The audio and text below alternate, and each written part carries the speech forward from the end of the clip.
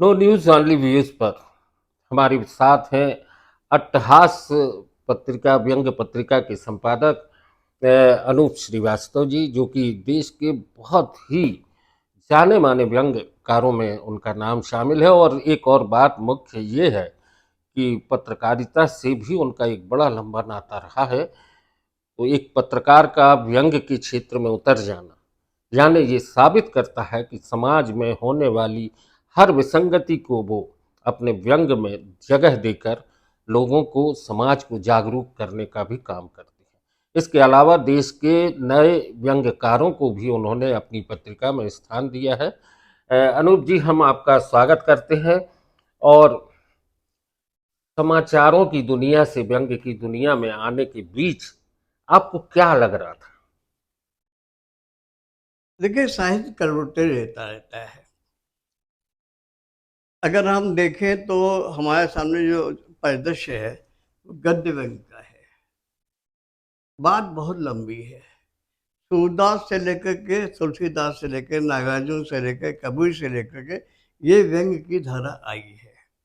पहले कंठ से कंठ तक कविता जाती थी, श्लोक जाते थे, फिर ताड़पत्रों के ऊपर लिखा गया।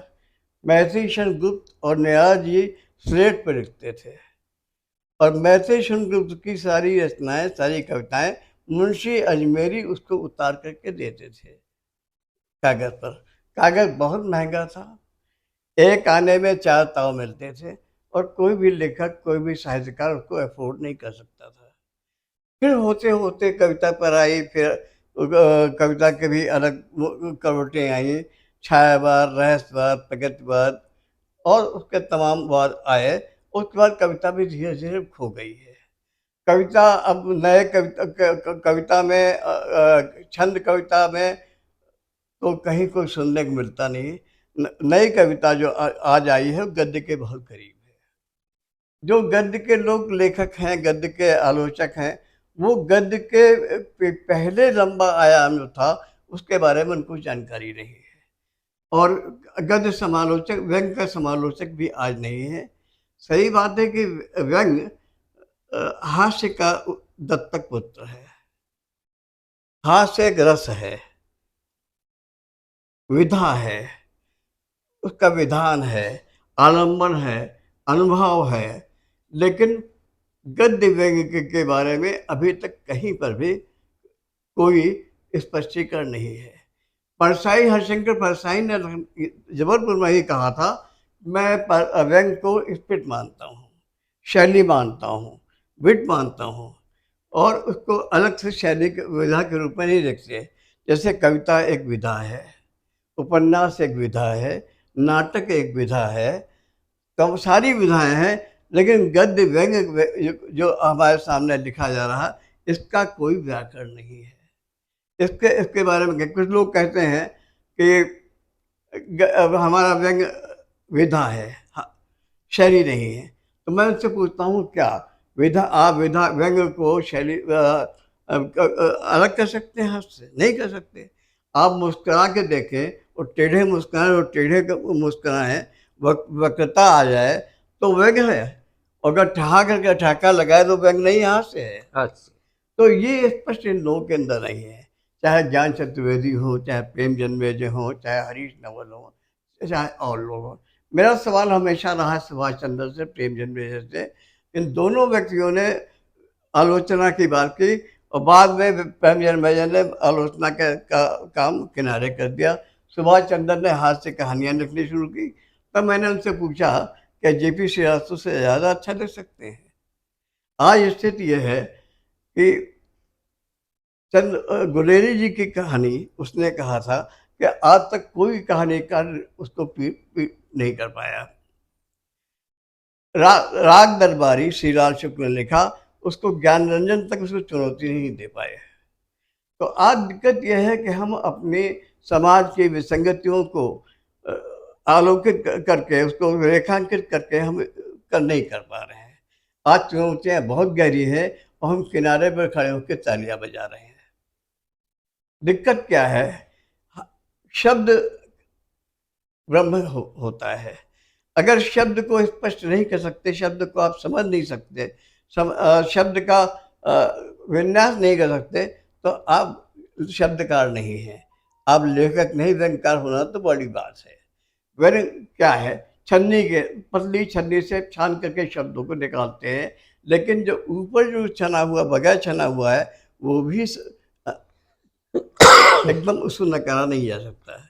और वेद में, रवाओं में वही काम आता है।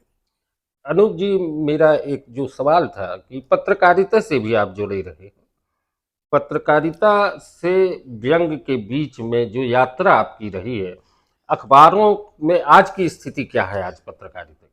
देखिए, मैं स्वतंत्र भारत का संपादक था, उस अखबार में संवाददाता लेकर के हुआ था, संपादक बन के रिटायर हुआ, और भी तमाम अखबारों में रहा हूँ। उसमें व्यंग एक कॉलम के रूप में होता था। मेरा कॉलम था काँव काँव। एक खबरों के ऊपर हम एक लाइन में टिप्पणी करते थे। फिर दिनमान में भी हमने लिखा, धर्मयुग में भी लिखा, साप्ताहिक हिंदुस्तान में भी लिखा, तमाम अखबारों में लिखा, किसी में तीरंदाज के रूप से, किसी में घाघ लखनवी के रूप से, क्योंकि उस समय पर किसी अखबार का कोई भी रिपोर्टर दूसरे अखबार में अपने नाम से नहीं लिख सकता था। बहुत दिनों तक आकुल श्रीवास्तव के नाम से लिखा। भारती जी ने कहा कि ऐसा कीजिए, अपने नाम से लिखिए, उपनाम से लिखिए। तो मुझे कोई जाने ना, जब भी मुझे लिखना पड़े, लेकिन लंबे से तक लिखा है। आज जब लोग हरीश राव लिखते हैं हाफ लाइनर और पूरा एक पेज का लेख होता है, मैं पूछता हूँ कि फुल लाइनर लिखेंगे तो कितने पेज का होगा? 12-16 पेज का। सही है। अगर वन लाइन है तो एक लाइन में कहने की क्षमता करें। शब्द जो है, व्यंग एक शब्द के अंदर है, एक पंक्ति के अंदर है, बाकी सारी घेराबंदी होती है।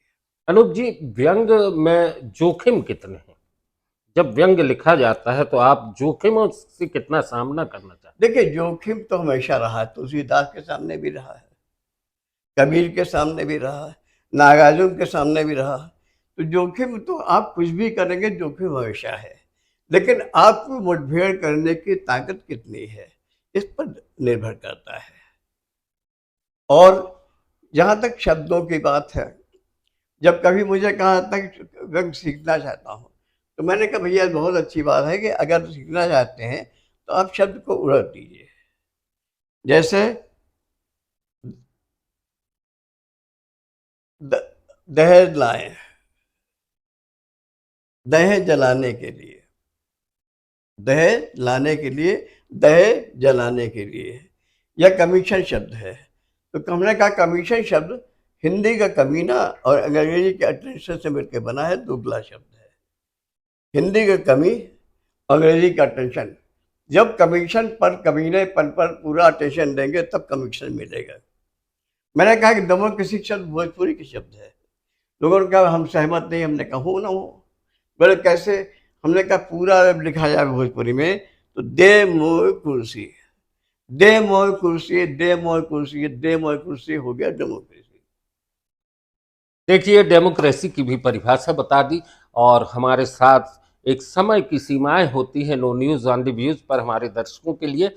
अनूप श्रीवास्तव जी, आपसे चर्चा हुई। नहीं, एक सेकंड, मैं एक उदाहरण और दूंगा, जैसे कविता में है, राम माता पिता के आज्ञा मानकर राजगद्दी छोड़कर वन गए, जनता ने राम का सम्मान किया।